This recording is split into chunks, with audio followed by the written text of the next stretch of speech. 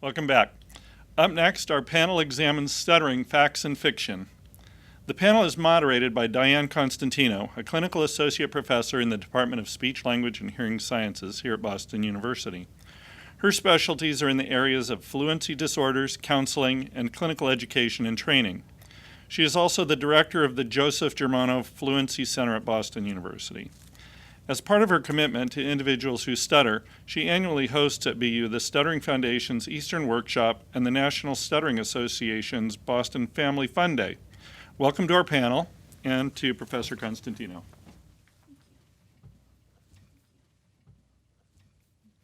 Okay. Good afternoon. I'm delighted to be here to talk to you today about stuttering, a subject that's close to my heart, and to introduce you to some of my friends and clients who stutter, who are some inspirational and courageous people here to talk to you today about their disorder area.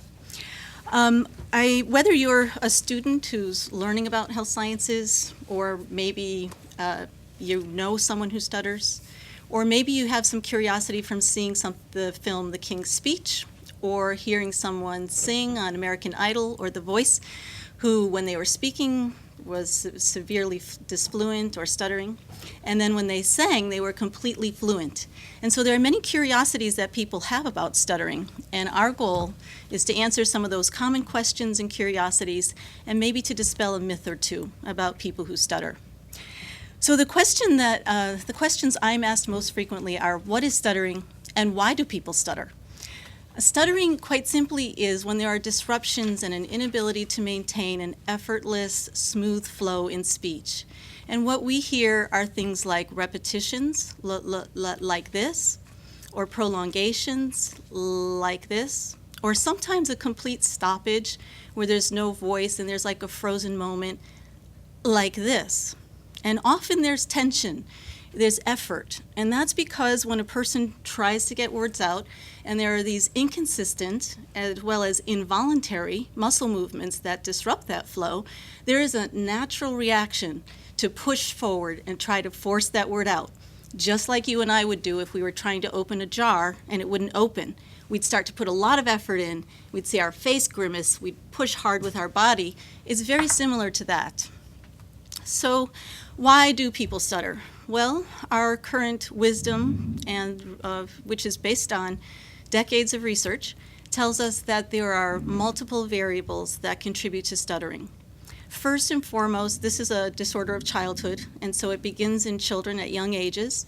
And the first vulnerability is in the physiological system, the development of neurophysiology.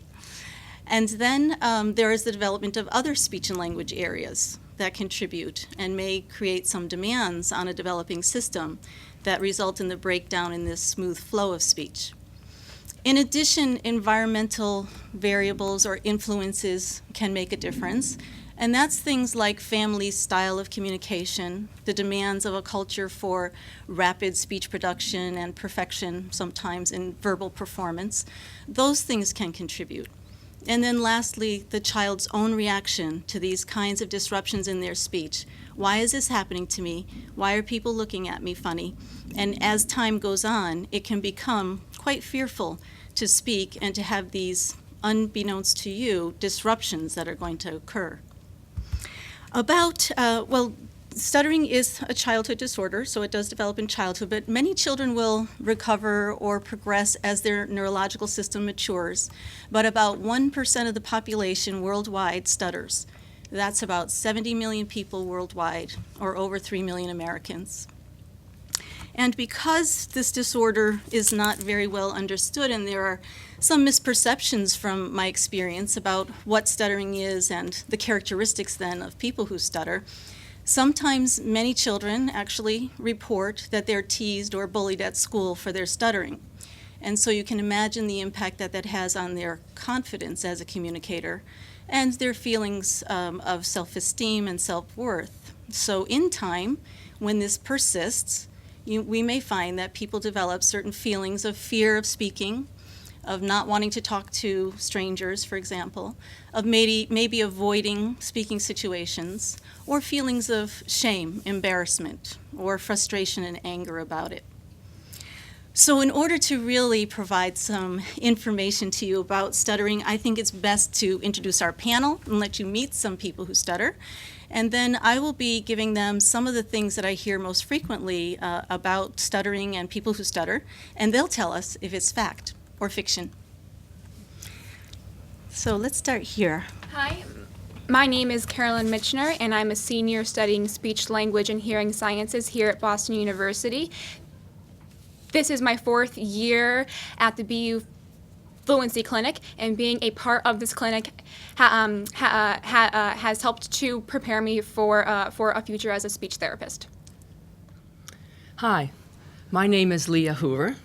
I live in the Boston area, and I recently relocated from Southern Ontario. I'm a fundraiser, and I manage a fund at the Newton Boys and Girls Club. When I relocated to Massachusetts, I found the BU Fluency Center, and it has definitely had an impact upon the way that I can manage my speech. Hi, my name is Varun Thakkar. I'm a first-year medical student at BU School of Medicine. I've been going to the speech clinic for 2 years, and it's really helped me look at my stuttering in a more positive light. Hi, I'm Jacqueline Clark. I am a senior here at BU studying health science. I have been attending the fluency group for 6 months, and it has really helped me to cope with my speech. Great, thank you so much. So I'm going to start with this statement, Carolyn. I hear this often. Stuttering is caused by emotional or psychological problems. Fiction.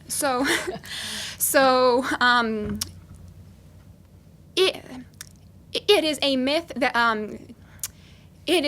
that emotional childhood trauma causes stuttering. Instead, stuttering has a neurophysiological basis. So some recent research studies have suggested that my brain is organized differently than yours, and that is why I produce speech differently. For other individuals who stuttered, genetics may play a role, as up to 60% of individuals who stutter also have a relative who stutters. Thank you.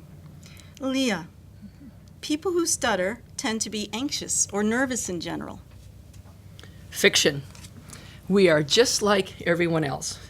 We are no more or no less nervous than fluent speakers. What makes you nervous or anxious makes us and me anxious too.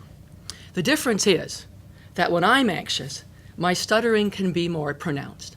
When I'm in a stressful situation, whether it's a direct, nerve-wracking speaking situation, like an interview or a presentation in class or at work, or in a social situation, like introducing myself to new people, where I have to say my name, my speech and fluency is affected.